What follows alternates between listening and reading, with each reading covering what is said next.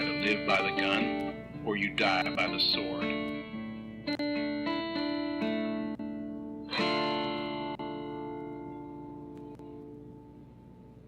Welcome to The Good, the Bad, and the Weird. I'm Nicho. And I'm Chris. And today we're talking about Godzilla. Yes. So, I had seen Godzilla long time ago, and I remember the cartoony things. I mean, not cartoon, but the goofy versions of it on TV when I was a kid. And then the new version came out. And now the newer version's coming out. And so I've had to rewatch a bunch of Godzilla. Mm-hmm. But I'd never actually seen the original Godzilla until now. And I'm kind of glad I did. You know there was a cartoon version, right? Oh, yeah. Yeah, no, the original was monumental for its time. It came out in 1954, and this movie, like, you can talk about movies where you see, like, oh, this is where these special effects start coming in, but they're not really mastered until then. Godzilla was the start of Japanese monster cinema. And, I mean, again, I'm just here for a good time, and Godzilla is always a good time. I mean, stomping, crashing, buildings, always good. But you forget that the original one was so much more serious than the new ones. Even the new dark version of Godzilla is. Oh no, the original Godzilla was a horror film that was meant for adults. It wasn't a kid's movie. No, and I don't know, going back and rewatching it, the special effects all being hand done, everything being modeled, it felt very real and actually kind of scary, even though, yeah, maybe not aging the best, but I thought it looked really good still. No, I completely agree, and that's my thing too, is that it was physical effects. They're always going to be of their time. Stanley Kubrick is a completely different exception. Yeah.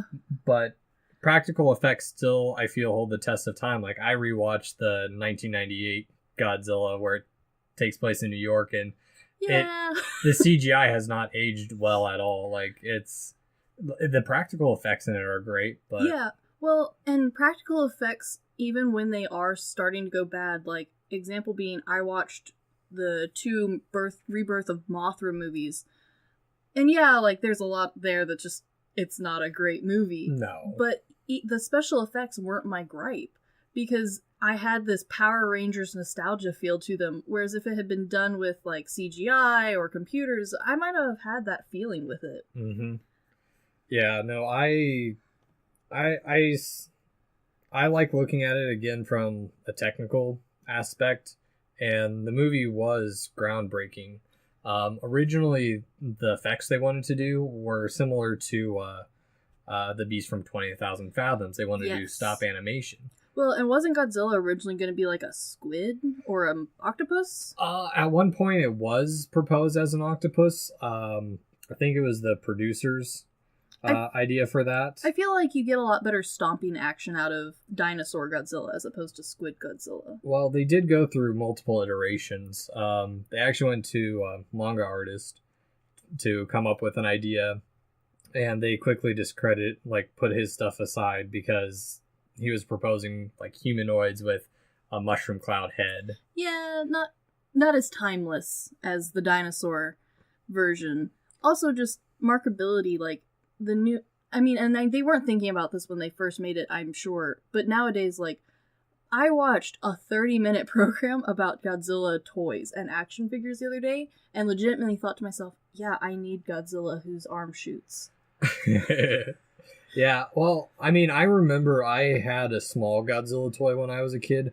I don't know what happened to it, whether it broke or got lost in a move. But, like, I've looked at some of those figures, and they are still cool. Like, they're still cool. And that's the interesting thing, is that Godzilla is still so prominent in our society. Yeah, and just not only the basic shape and what his superpowers are, which really haven't changed a ton over the years. I mean, with the exception of that one weird American version of him where he was a more dinosaur. He was straight up an iguana. Yeah, no, okay, that wasn't a good example. But for the most part, you know, we've got the spines on the back, we've got... Oh, hi, Hobbs. Kitty. Got the spines on the back. We got the cool breath that is coming out, and now he lights up, which is, I think, even better. And he's always stomping. He's always got the little tiny arms that give you that T-Rex vibe. You can't go wrong with a design like that. No, and I mean, even then, they've done like slight changes. I'm trying to find a picture of Space Godzilla. I've The seen one with pictures. the crystals on the back? Yeah. I haven't seen any of those films, but it's still a cool design, like, even with it changing just slightly. Well, and then the other thing that worked really well is at the beginning, Godzilla was, the symbol of the people of Japan's fear of what they were currently going through, and he's evolved over time, but he's not the only thing that evolved. Godzilla has to have something to fight. And, oh yeah, this is the one with the robot. Yeah. But he's got to have something to fight. And in the beginning, he was kind of the bad guy. And then we needed monsters for him to fight. Well, now the monsters are evolving. Like the new one that's coming out. I know you don't watch trailers, but I do. And I am ready for a sparkly moth. Well, that's another thing, too, I learned in the original Mothra. His glitter effects was something that had never been done before. Yeah. Not gonna lie, I had never seen the original Mothras. Went completely blind into the first rebirth of Mothra. And my husband's words were, wow, this looks bad. But you know what? He was wrong. It was great. I loved it. No, I did too. Like, I really like... Granted, the fairy people were a little weird. I'm not really sure how they fit into the overall universe. Well... But, I mean... Even then, the CGI, like, the green... It's a heavy green screen, I feel. Yeah, there's a lot of toys with strings on them. The second one really was killing me because the main new monster it's just a Furby with an antenna with magic P powers, and it was amazing. Yeah, it was. I mean, did you watch it go down the stairs? There's someone off stage just chucking it across the set, and it's bouncing down the stairs. Yes, I did. Yes. Well, the thing with about movies like this, and we can talk about this later on, but they always seem to go through, like, the first movie's kind of serious, and then they start to go very family-friendly. Yeah, and we're reaching the point in Godzilla's evolution where we're running back towards less kid-friendly. Which I'm okay with. Yeah, full circle. It's supposed to be scary. I mean, it's a giant creature that has the potential to decimate the Earth. Yeah, and the first version of him, the way that they portray him, especially at the beginning, where you don't even see him, you just see the forces of nature he creates, that was pretty scary. And then it slowly turns into, oh, what are the giant bubbles? And clearly the bathtub. Oh, it's Godzilla! Well, Godzilla, the mystery of Godzilla was actually the idea of Ishiro Honda, the director of the film. Yes. He thought it would make it better if you don't fully see the creature, because even then, the first time you actually see him, you only see his head. Yeah, and it works. It's like one of those moments in film when you're watching it that you say, you know what, I kind of wish more scary movies would take this point of view as opposed to just giving me the bad guy right away. Well, at the time too, like, they were taking a big risk shooting like that, because back to, like, Wizard of Oz, they used matte painting. Yeah. And, like, I don't know if you realize this, but, like, some of the scenes, like, when they're walking up to where the ruined houses are and there's a footprint in the background, that's painted in. And a good chunk of those backgrounds are painted. And it's done... I won't say that it's done so well that if you're sitting there critically looking at it that you can't tell.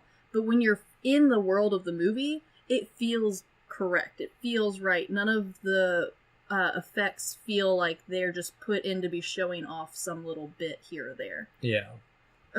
Like, I learned that while I was watching it, because it was bothering me, I couldn't not know how they did it with the towers, the wires, and through his breath melting them. Yeah. Studio lights and wax. Yeah. Like, that's brilliant. No, and well, that's part of the thing, too. So, Godzilla was a phenomenal special effects movie. It's kicked off Japanese special effects. Yeah. It actually comes from World War II propaganda films. Which is so like, that kind of blows your mind sitting over here in America thinking about that. Well, the special effects director, Eiji Tsuburaya, I apologize, I don't know how to pronounce some of these names. He actually was... The reason he started with Godzilla and the reason they picked him is because he was recently removed from blacklisting during the American occupation for creating realistic Pearl Harbor footage. And the U.S. military thought he had somehow gotten footage of kamikaze bombers. Which is really crazy. And then I didn't realize going into it that there were two versions of the original one. There's the American one and the Japanese one. And I watched the American one first, and I'll be quite honest with you, if you never see the Japanese one, you would have no idea that there are entire scenes and plot points that they cut out. There's about 15 minutes cut out of that. And to be honest with you, you can also kind of tell that whoever they got to do the translationing, there's no exact translationing. Oh. Like, my anime Japanese isn't great, but I can get a good bit of conversation via movies nowadays. And they were saying stuff, and the movie was saying stuff. I'm over here like, no, that's not what that man said. They just recorded people and hoped for the best. That's exactly what they did. Well, they did, which I think that's probably why the American version didn't take off here in America as well. No, it actually was a success. Was it? Yeah, no, it did very well. That was the first Godzilla, or most... I scratch that. It was not the first one. There was select viewings in select theaters in San Francisco and New York where there was a Japanese-American population. Okay. But most of the world, that was the first Godzilla. Then why did they bother to completely rebrand Godzilla the second time around if he did well? Well, because the reason they did that was to make it more appealing to American audience, because shortly before this movie came out about 10 years after World War II. I think. And people had fought in that war, and they made it more applicable to an American. You put the American as the protagonist, even though he's not he's more of an observer of the events. Yes, he is very much an observer, and while he doesn't necessarily feel super spliced in when you're watching the movie, like, you can tell he's definitely been added in, especially if you know that he's been added in. But my main gripe, I guess, with the character is he doesn't feel like he belongs in a Godzilla movie. He feels like he belongs in, like, a detective movie. Well, or a mobster movie. Well, that's what he did used to do. The only movie I've personally seen him in, he's the goon in Alfred Hitchcock's Rear Window. And it's also kind of funny because, and I'm sure at the time it wasn't something on people's minds, but the amount of him taking his hand and just tapping people's shoulders and chests whenever he needs to make a point, I was cringing so hard because in my head I'm like, dude, you're in Japan. Stop. Well, and I mean, I think is prolific for the American stereotype. They're very personable. They're very loud and boisterous because he's constantly asking what's happening. Whenever I hear, especially nowadays, people talk about like the American stereotype overseas, I never really quite got it because I've traveled overseas. I've known a lot of people who do, and I would say most of them are very respectful and they try their best to blend in as best they can. This guy does not. This guy is exactly that stereotype, and it was cracking me up so much with just the amount of slapping. Yeah, well, this is also 1956, so like, he also towers over everybody in the movie. It's great. Yeah. They try and shorten him in a couple scenes, but to no avail. But, I mean, they did a good job editing, I'd say. They did. Slicing him in, you would have thought he was on set for a lot of that. Yeah, and that's what they did. They carefully pick, like, shots where, like, he wouldn't have been in the scene. Like, when they're entering the newsroom. Yes. He's just outside of the camera's view as people are entering the door. Which is so smart. And honestly, I wasn't mad that was the way they chose to do the translation. Because, especially with Mothra, the Rebirth of Mothra 1 and 2, the dubbing is bad. Especially the children dubbing is really bad. It's so bad. And I love dubbed things. There are TV shows that are dubbed that I prefer the dubbed version of. I love it. I love the goofiness that comes out of it. And also just the different ways it's translated, especially if you watch it with subtitles and dubbed at the same time, which I'm sure is extra and a lot of people hate. But I don't, because I'm partially deaf, and I need it. But doing it this way was very accessible for people at the time to try and get into the world. Well, that's exactly why they did it, is because before Godzilla released in the US, the best film in the US was Rashomon. Okay. And if I remember right, it only made $200,000 in the US. And that was people's interpretation of Japan. That was the best Japanese feature film in the US for years. Yeah, the only part of the American version that I was actually kind of angry that it both got glossed over and also they cut pieces out, and mostly just to make this new character make sense as the new main character, was in the Japanese one, the three kind of main characters, the girl and her two lovers, it really underplays them, and it was actually kind of awkward because the translation wasn't focused on them. I had to go back and rewatch parts to be like, wait, who's the eye patch guy, and why is he angry? Yeah, because that's right, you watched the American adaptation first. Yeah. Well, going towards that, we can actually kind of go back to like the origin and how Godzilla came to be. Yes. Part of the reason we have that is censorship. Yeah, which was kind of a weird thing to think about. Because we think about like the American occupation as like, well, I didn't even know about the American occupation until, honestly, probably a few months ago. Yeah, it's a weird thing to think about because, like, especially when you're living in America, you know that we have bases, places, and it's just kind of a normal thing you don't really think about.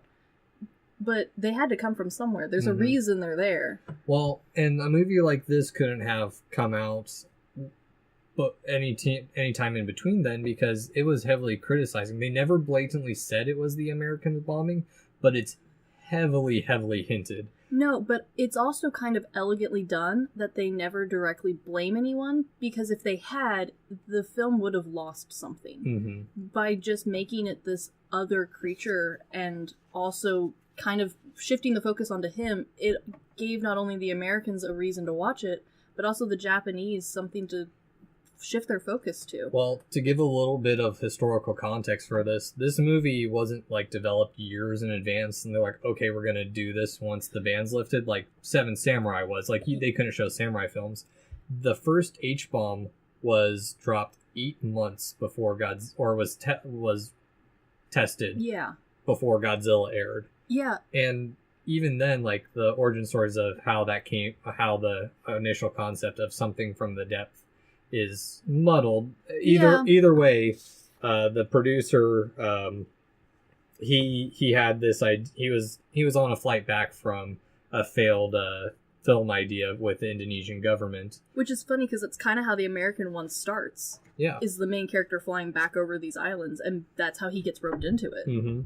Well, and on top of that, the opening fishing scene, or the opening scene with the men on the boats. Yeah, I saw a whole documentary about them. Yeah, that's back to the Lucky Dragon 5 incident. Yeah, which is another huge topic that would take forever to get through. Basically, during the Bikini Atoll bombing, this Japanese fishing ship thought they were going to be sneaky, and to be fair, they were outside of the estimated blast radius, but they were supposed to be away from the area. Well, if you don't know that this horrible bomb is going off, like, sneak in a corner doesn't sound so bad. Well, just get home. They're gonna make it back. Well, they were trying to get one up on the market. There's nothing wrong with that. But the reason that was a big incident, the bomb they tested was twice as strong as they anticipated. So that's why they were in the blast radius. Which, man, that's just bad time, bad place. And like in reflecting in Godzilla, the one to die from the ship, it was the radio controlman, and he actually died. The radio controlman from the Lucky Dragon number 5 did die of acute radiation poisoning. Yeah, the movie did an amazing job of blending very real life scenarios and instances, and even just background characters and people into it. It felt very real. And then flash forward a couple of decades, and suddenly Godzilla's on his tail coming to kick somebody across the screen. But at the same time, if you can't evolve to suddenly change this horrible thing and slowly evolve it into something better, then you're not really growing out of it. And it definitely shows the way that you can take it and move it forward. Yeah, and one thing I want to add for that is there's this quote by the author of A Critical History and Film of Toho's Godzilla series, David Callett, where he states, "This isn't a science fiction. This isn't even fiction. This is recent events recompiled as a modern fairy tale, a contemporary folk myth of the nuclear age." Which is awesome, especially when you think about the fact that Godzilla and the monster of Godzilla went on to inspire stuff like Jurassic Park, parts of Lilo and Stitch, Jaws. Mm-hmm. Does it have a giant creature in it? Godzilla. Well, even then, before then, we had King Kong, which Yes. King Kong was a huge hit in Japan, and I don't know if you found this. I did. Their lost films, which unfortunately I can never, probably will never see. Hopefully one day. There are 2 Japanese King Kong films where it is clearly a man with fur Yes. glued to his face. Yep. It's, whoo, that costume design. And the thing with King Kong, though, is, which I still haven't seen it. I plan to at some point, but the original King Kong, it was released, and then it wasn't re-released for another 20 years. No, but in that time, he still managed to slowly become this icon. Mm-hmm. I mean, King Kong is still going, and they've even got a Godzilla versus King Kong thing that they keep saying they're gonna do, which I feel like right now Godzilla's got the upper hand. He seems a little bit more OP. Well, and even then, a few years ago, when I was still pretty active on social media, there was this thing going around. I think it was around the same time the last Godzilla movie came out over here, where people were talking about, like, in the U.S., nuclear radiation creates superheroes, and in Japan it creates monsters. My thoughts on that aren't true. It's not true. One, it births monsters, but that statement's completely false, because Godzilla actually has a lot of similarities to this film called The Beast from 20,000 Fathoms. Yeah. Well, and on top of that, yeah, at the beginning Godzilla is a bad guy, but it doesn't take him very long to suddenly become the good guy. And yeah, he's a giant monster, scaly dinosaur thing, but he's still the good guy. Kind of. Minus the destruction. I would say for a good chunk, Godzilla is very much just happens to be there. He's basically an animal defending his territory. His territory just happens to be most of the Earth. Yeah, and I also think it's very interesting that, especially some of the goofier Godzilla ones that I've seen, Godzilla is portrayed as like the protector of the land. Mothra ends up being protector of the forests. It's just slowly building up, and it feels, very much with our powers combined. And then you have, I know it's not Toho, but Gamera. Yes. Friend of the children. Side note, I love the first Gamera film because it's kind of like a Godzilla / 20,000 or Beast from 20,000 Fathoms ripoff. Yeah. But I'll spoil the end of it. It's not really worth watching. What? Their solution, instead of killing him like they do in Godzilla most of the time, they just launch him into space. It's space's problem. He's right up there with Freddy Krueger. He's fine. That's where he belongs. So back to the creation of Godzilla. They were reluctant kind of to start this film, just because it was a big undertaking. I can't emphasize how nothing like this had been done before. Well, and if you ever tried to make anything on your own, even if it's not special effects, a lot of the towns and parts of Tokyo that you see in the movie, those are all hand modeled. And I know you've been through architecture school, and I've been through architecture school. And let me tell you, those little models are really hard to make look good. It took them a team of carpenters a month to build that whole set. Which sounds like a really long time, but that's the same amount of time it took me to make a really small desk in school one time. Mm-hmm. And even that didn't look half as good as what they made. Oh, yeah. It's amazing. And I mean, they actually, they did a lot of modeling for this. Let me find in my notes. Back at the time, Japan didn't give out public blueprints, and I don't know if they still do, So they had to go and estimate the heights of these buildings. Which is crazy. Because they're actual reconstructions of Japanese streets. They're not just like regular... Well, and if I remember right, a lot of them are like historically important places, which with historical buildings, you can't just count windows and be like, guesstimate 10 feet per story. That's a 30-foot tall building. Oh, I hate the term story. It varies so much. But actually... even like there was a lot. The reason this film did so well with the special effects is the director and the special effects director had everything planned out beforehand. They knew what they were doing rather than just like kind of like we'll budget we'll shoot it and then you'll animate to make it fit. They were working in conjecture together, and you can really tell because each time the camera changes over to a very specific special effect. It's not just to, fill a couple seconds here or there. It's to specifically show off, he's crushing this building or this car, or now his breath. This is what his breath can do to metal. Well, Godzilla, they made him 160 feet tall. He's taller now, though. He is way taller than now, especially in the newest Netflix trilogy. Which I kind of want to see old-heighted Godzilla in New City, because...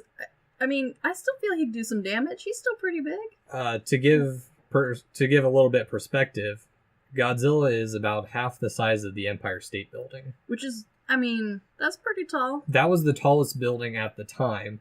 On top of that, historically in Tokyo, the National Diet Building was 250 feet. Godzilla is 76% of that building height. But the thing is, the information I have is probably from the reconstructed because the building's been redone 3 times. Yeah. At the time this movie was made, Godzilla was the tallest.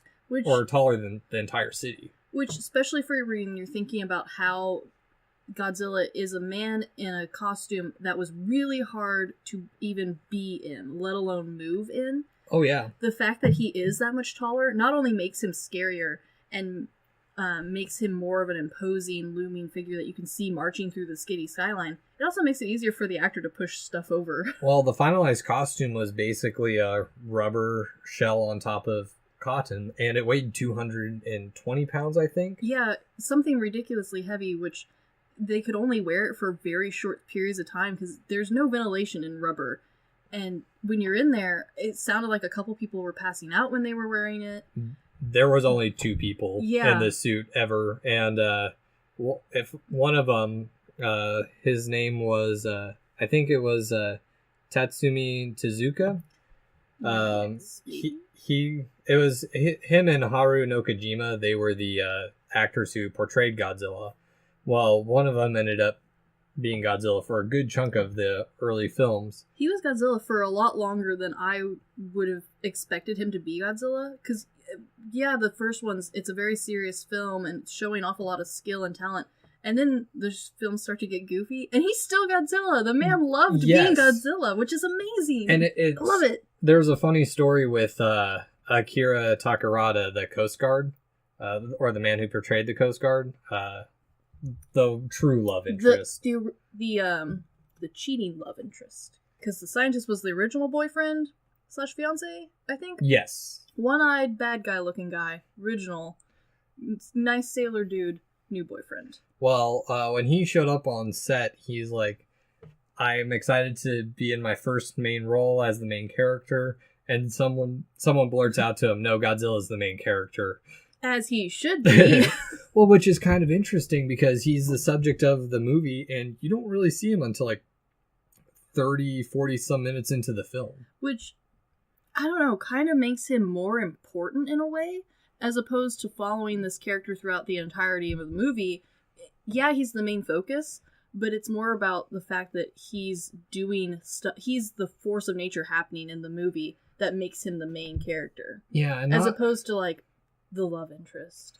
Yeah, and which we saw in King Kong. I mean, everyone knows that. I haven't seen King Kong, but I even know that King Kong falls for the woman. And well, and how can you not? How many times has King Kong or Godzilla been reportrayed in you name it? Every TV show ever seems like has done some version of it. Even Subway tried to do Godzilla. Don't worry, they were sued.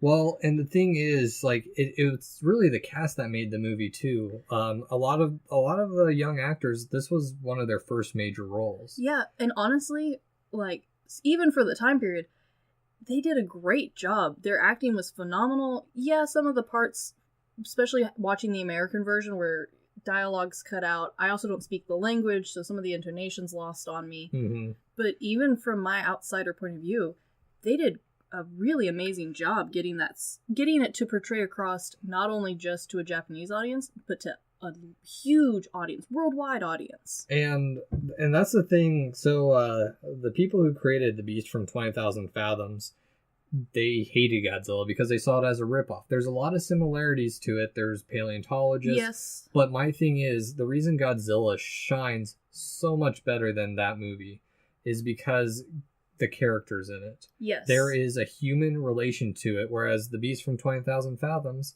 the characters were very flat and not... Yeah. They're there. They're participating. Exactly. And in Godzilla, you're more involved with the people. Well, and you truly feel sadness watching the town get destroyed. I will admit the children's choir part wasn't my taste, but I can see at the time period how that would have been very compelling. Mm-hmm. And you truly do feel like that's your hometown being squished. Well, and I mean, we're still not that far off from World War II. That's true. And it gave people a way to vent about like the frustrations of how their country handled the war and imperialism, and also on top of that being occupied by a force that's like, yeah, we're gonna make you a representative democracy. You can say whatever you want, but just not about us. Which is a really interesting turn of events, because now Godzilla is what did they call him? He is a representative of Japan. I think specifically of Tokyo. Mm-hmm. And there's been multiple instances of clearly not actual Godzilla, but sometimes man in Godzilla's suit. Yeah. Portraying a very positive role model as, you know, this is our ambassador to the world, Godzilla! Mm-hmm. The man who has crushed our town 3 times. Well, and on top of that, they place civilians in multiple scenes, so you see them throughout the film. Like yes. in the very minimally, but like in the train scene when they're complaining about whatever's going on at the time. The next time you see them, they're on a boat when Godzilla starts attacking. Yeah, and they also did a really good job of introducing the Western world to this idea that Japan was more than just Tokyo. Even nowadays, you kind of forget that there's islands as part of Japan, and especially at the beginning of the movie where there's the island people trying to explain that this deity, I think, I didn't quite catch the translation for what they originally were thinking he was. This force of nature, they knew about him, mm-hmm. But they're not Tokyo Japanese people. They're their own subculture, just like we've got, you know, Texas is different than New York.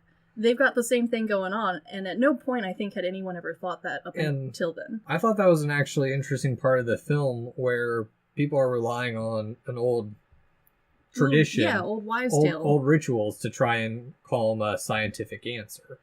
Which, I mean, when you've got a giant dinosaur coming for your town, why not? Doesn't hurt. Yeah, well, I mean, back to, people knew Japan as Rashomon. Yeah. And Rashomon was a very fictionalized version of historic Japan. Yeah. And now Godzilla kind of opened up the gateway to the entirety of the fun and quirky side of Japan. It started off as a serious thing, turned into crazy rubber toys, which eventually led into all of the other crazy toys that people are into, and TV shows that we're still watching. Oh yeah, I mean, we were talking earlier, I think last week sometime, about like our earliest memories of Godzilla, because Godzilla's been so ingrained in our culture. Yeah, at no point was there ever not a child stomping around going Rah! Well, like, I remember, I don't remember specifically seeing Godzilla, but I remember when I was a kid that on the weekends occasionally they'd have monster features, and I was up early enough to watch them. Nerd. Well, my first memory of Godzilla actually doesn't come from film. My first memory of Godzilla comes from Blue Oyster Cult. Yeah, the song Godzilla. Yes, that is Solid. fantastic song, and I hadn't listened to it in years, and I re-listened to it after going through college and everything. And that the very ending line, history shows again and again how nature points out the folly of man. And then speaking about songs, while I was watching the first Godzilla movie, and I had seen the Mothra, which, I mean, Mothra's in the same universe, but he's not Godzilla, so I'll give him a pass. But I was kind of thinking to myself, you know, the music was great. The music was beautiful. The other Godzillas I've seen, music's also really stellar, even for the goofy ones. But there's never, like, you can't hum a Godzilla theme. But you can do a Godzilla screech. And I've got That's his theme, is his roar. How cool is that, where that's your thing? You don't have a theme song, you're not an Indiana Jones theme song, you're not a Harry Potter theme song, you're a roar.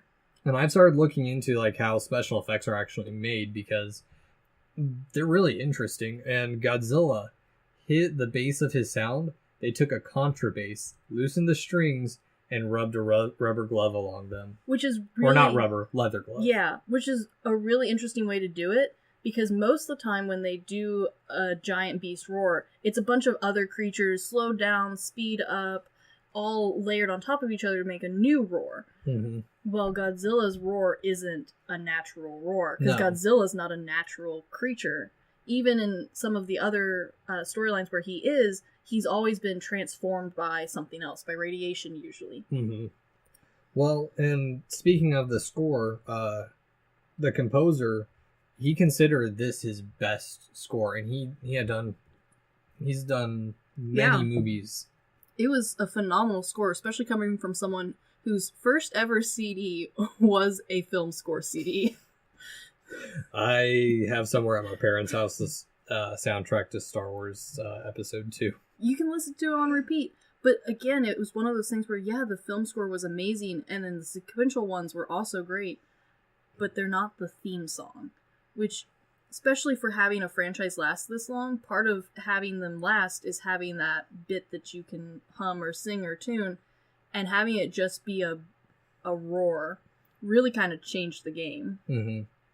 Well, and I mean, there's so much with Godzilla that it still even holds true today. Like, I rewatched the 2014 one. Yeah, and I like that one. Yeah, it's pretty good. While I was rewatching it, I was looking up some information on nuclear disasters, because the nuclear power plant collapses. Yeah. Well, you know, thinking back, okay, Fukushima, 2011.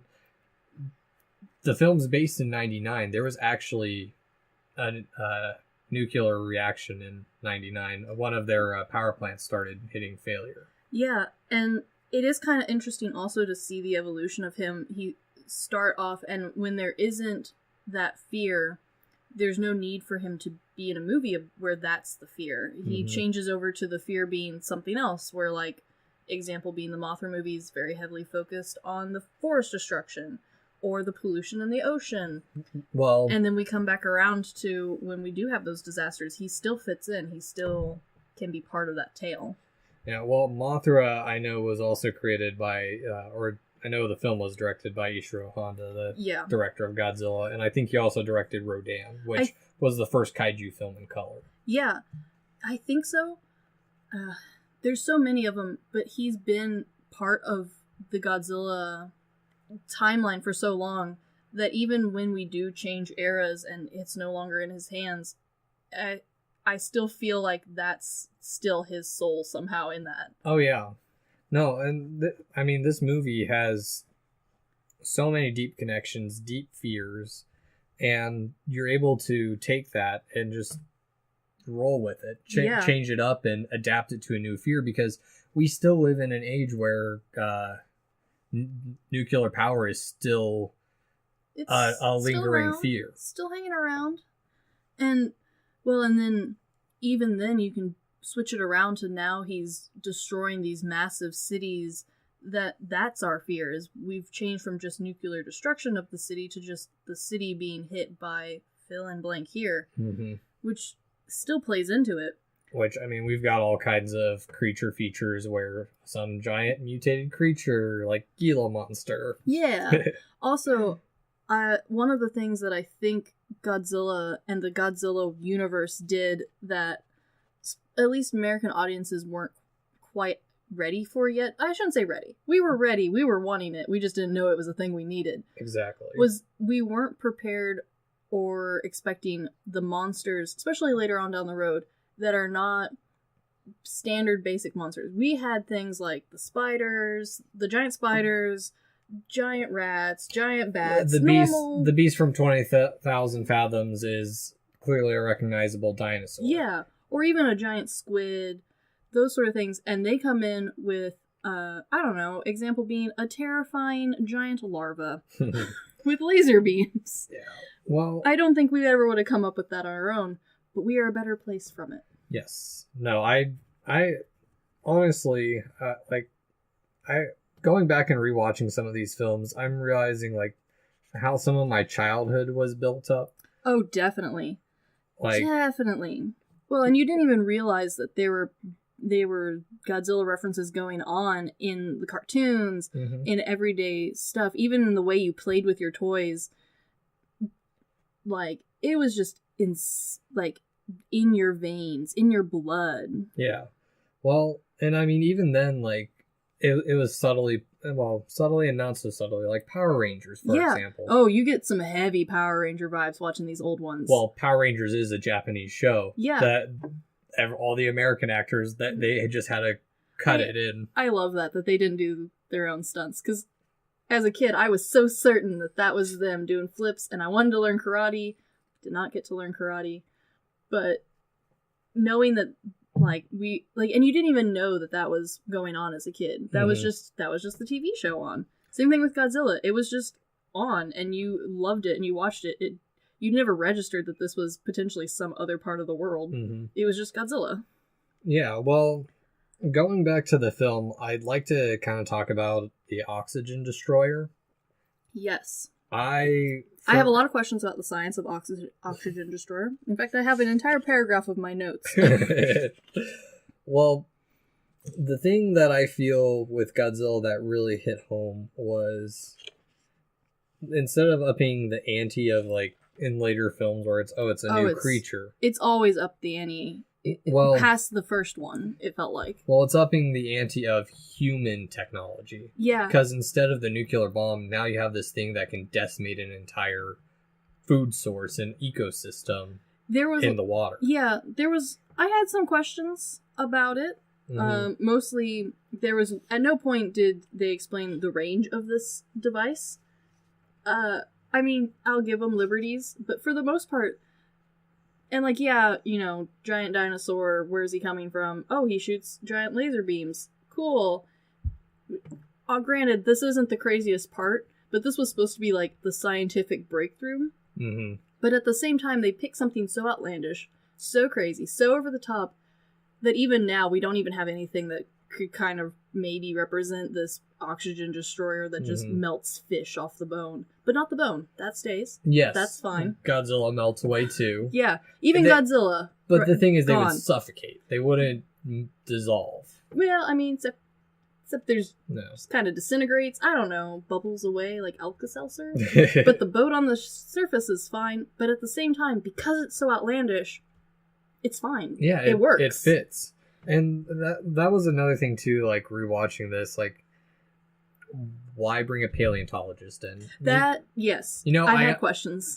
I understand Beast from 20,000 Fathoms, they bring him in because the dude's saying he saw a dinosaur. Yes. Godzilla, I kind of understand it, but it's a creature they've never seen before. I feel like maybe a biologist probably would have been better in coordination with it. And also, maybe this is something that was thrown in, and in translation, I just didn't catch it, which is always a possibility. Also, just maybe I didn't read it.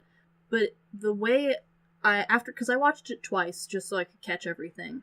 And the second time I watched it, because the first time I had your thought, why is he here? And why is his daughter here? Is she his assistant? Is she helping? Is she a graduate? Why is she here? She's a dutiful daughter. She's a beautiful daughter. And then the second time I watched it, I was trying to give it some leeway since we're already giving it leeway for the giant monster and the fish destroyer bubble or Alka-Seltzer tablet. Yeah. And so, in my mind, he happens to be the one with the answer, but I imagine that scene where they've got the entire room full of people, I imagine they were just like, everyone who's got a science degree, come here. We've got a problem. Yeah, listen to what people say and... And it just happened to be that guy had the right answer. Yes. Well, that actor is the world-famous Takashi Shimura. He is one of my all-time favorite actors. As we hear on a daily basis. Yes, I've talked about him a lot. But critical reception of the film, they said no one could act in the film. A few years before, this is from the New York Times, they voted him the best actor in the world for his role in Ikiru. Which, I mean, that's pretty crazy. Yeah. But, and that's an interesting thing is like because he was just coming off of Seven Samurai.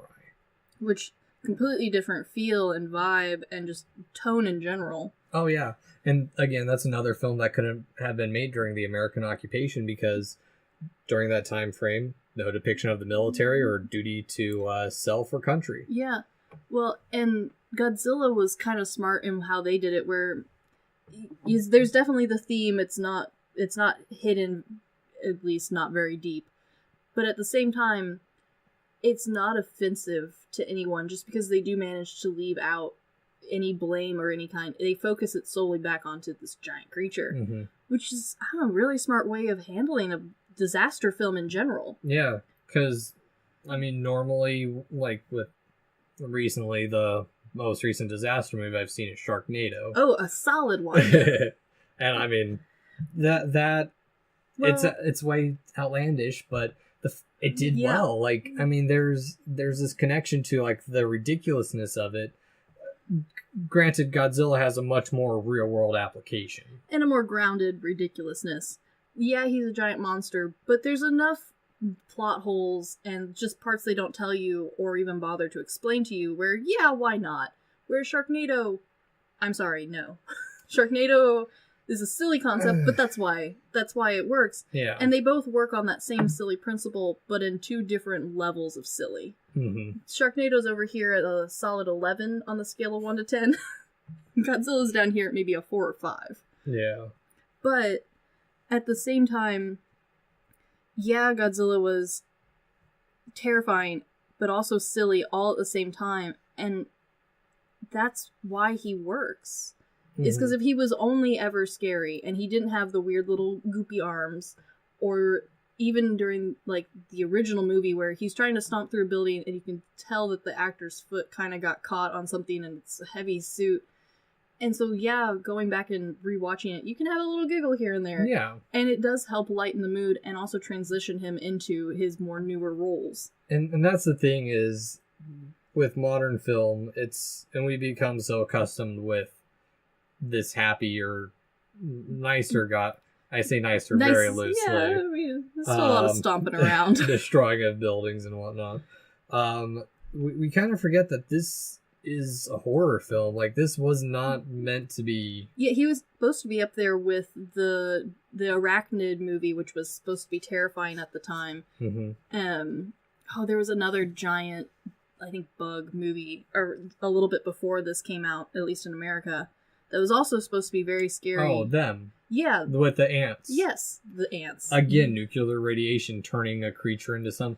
And that's the thing with American films, too, is it was taking these regular creatures and turning them large. Bigger, yeah. Godzilla is awakening a primal fear of something you have nothing to fight against. Well, it also kind of speaks to the old world, new world. We took things we already knew and made them big and scary, and they took something that was so old it outdated them and was just a legend and made it big and scary. I wouldn't even say that, because Godzilla is the personification of the nuclear damage. True. Because when he can produce it himself, he absorbed it. He eventually absorbs electricity, but that was, I think, a weird writing flip because it was supposed to be a different monster. Mm-hmm. But you know what? I'm going to take it. Well, I was run with that. I was reading somewhere that Godzilla's skin is actually a reflection of the radiation scarring. Well, at one point it was, and it got toned down at one point. And especially now, it's way toned down and almost not part of it anymore. But there's only been a very small handful of instances where anyone's been able to actually get Godzilla to bleed. I don't agree with it being toned down because there were only 2 suits. In the original one. Yeah. In the original. Yeah. I mean, later on. Now it's been turned green and... I mean, that could still be radiation. Yeah, or I don't know, bad hygiene. I don't know. I don't know a lot when about you have radiation. tiny arms, it's hard to wash yourself. Well, I mean, he's a lizard, so I don't think they care. But I mean, I'm kind of curious what the future holds for Godzilla. Me too. And I'm glad that Godzilla is making a comeback now, because now's a good time. We've had our break from Godzilla. We were switching out from the goofy Godzilla to our more serious Godzilla. He's even bigger. Yeah. Well, we started the Netflix trilogy. I finished it. It's not worth your time. Oh. It's disappointing. Well, I shall continue my old school 90s magical girl animation. But like Godzilla's a 65-year-old film and it still holds sway. Still making splashes. And it was kind of funny because after we decided to do this topic, like a day later, people that I just normally watch on YouTube that aren't even Godzilla people, they're just doing their own thing, doing their own lives with their cooking shows, were pulling up like Mothra bits or little Godzilla tokens that they had found and they loved and they were gonna buy for their mom. And I'm like, he's still making splashes, still making sales. Yes, and I mean, we even saw the release of Shin Godzilla. Yeah, which that was an interesting take on the inefficiency of the government and bureaucracy. Very different. The only part of Godzilla that I think the new one kind of addresses, but also, I mean, we quickly gloss over that to get to the stomping part.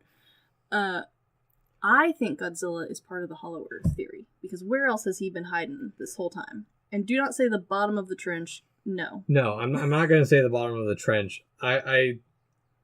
He's hiding somewhere. I'm going with Hollow Earth. He's down there stomping around with other dinosaurs. He just sat too close to the door. I'm thinking he just crystallized himself in something like... Yeah, maybe. But again, that's the mystery of it. It's something we don't know where it comes from. We True. know what awoke in it. We knew the cause of it. Yeah, and the other part that was kind of smart is making him amphibious, because if it comes from the ocean, yeah, why not? I mean, ocean's terrifying. I hate the ocean. Ocean is beautifully terrifying. I was looking at terrifying fishes this morning. But I think it was Mothra 2, that the guy was like, yeah, why not? They just found a new wildcat. And I was like, I don't think wildcat and giant dinosaur are quite on the same level, but I get your vibe, bro. I think it was the second one. They were bad. The second one's my favorite. Oh, it's... The Furbies, I need it, but I also don't. It's terrifying. The second one, they just spend so much time in that temple, and that's like the whole movie. Well, the only other thing that I don't get in the second one, sidetrack, where's the dad? No, it's completely different people. No, it's not. No, it is. It's a completely different girl. There's no little brother. Are you sure? Because, man, no, I was convinced it was the same family and the dad had just noped right out of that Mothra situation. No, completely different people. Oh. See, I don't listen to anyone's names in movies, even American movies. You immediately are given an alternative name. Little girl A, little girl B, one with the pigtails. Big Tits McGee, and that's your name permanently for the rest of your movie experience. When I'm sure they had different names. I'm sure they weren't even the same people, and I was watching it while cooking dinner, and I'd look over briefly and be like, there's a mom, there's a girl, but it's the same family. We got the fairies back, why not? Well, interesting thing about the name, this little history of Godzilla's name. Everyone says it's Gojira. Yeah, I kept running into that too, and maybe. Here's what I found. It's more of a combination of the two. One of the sources I was reading, the Godzilla FAQ by Brian Solomon, and unfortunately I didn't get a chance to double check this information. But he sending out unfiltered information to the internet. How dare you? I mean, he did get it printed in a book. That's pretty good. He seems like he did his research, but it was actually a Toho creative team who suggested Godzilla because it was closer to the Japanese pronunciation, because it's like a DZA sound, not a J. There's gotcha, not a hard. gotcha. From what I've heard, it's more like a Godzilla, Ah. not Gojira. See, and that would never have translated over here without someone at every movie theater being like, "Shh, no, it's not that." Yeah, no, and we know it as Godzilla. You can say Godzilla anywhere, and people will know. I don't think it matters, however the hell you pronounce it. If you want to do Gojira, Well, go ahead. and when I was doing my very important research on dinosaurs for this, because dinosaurs, which is also the first way I ever met Godzilla, was dinosaurs. Well, actually, I might have too, because when I was 2, after Jurassic Park, I wanted to be a paleontologist, and that Same. might have been it. Same. I was very close to doing that instead of what I am currently doing. I could have been Takashi Shimura. But both versions influenced a lot of people naming stuff after the creatures. So there's a bunch of them that have the nickname Godzilla or Gojira. There's a band, Gojira.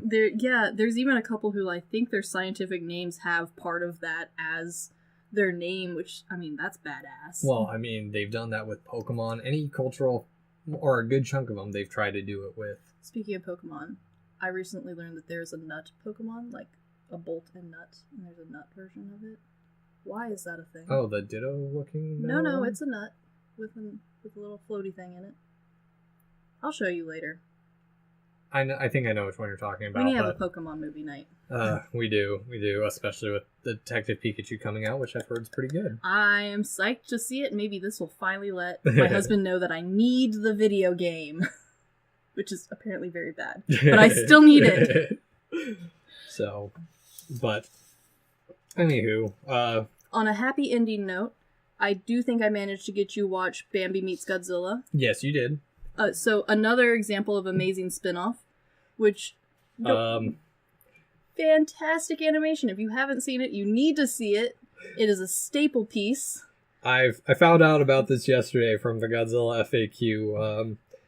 I wish I'd known about it earlier. I would have watched it. It's a 1977 adaptation of Godzilla that's commonly referred to as Kozilla after the director Luigi Cozzi.